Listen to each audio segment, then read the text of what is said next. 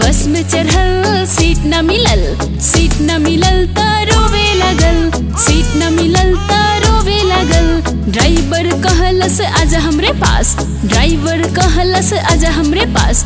तितली कहली चल हट बदमाश, तितली कहली चल हट बदमाश, हट बदमाश घर वापस, हट बदमाश हमर घर वापस।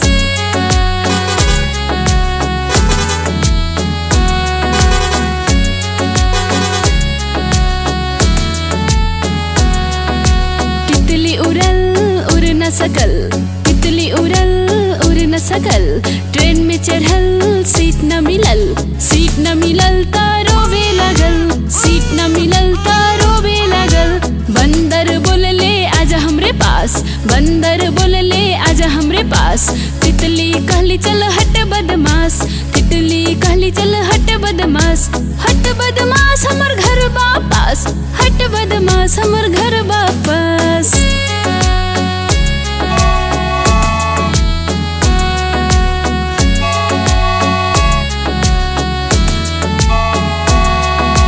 तितली उड़ल उड़ न सकल, तितली उड़ल उड़ न सकल।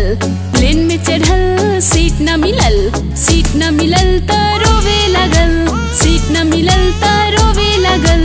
खरगोश बोललस आजा हमरे पास, खरगोश बोललस आजा हमरे पास।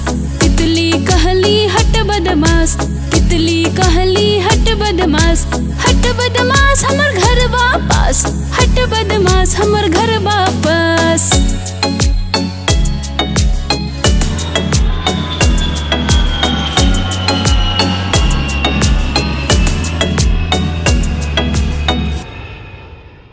प्लीज लाइक करी, शेयर करी, सब्सक्राइब करी, लाल कलर के बटन के दबावल ना भूली। जिया भोजपुरी।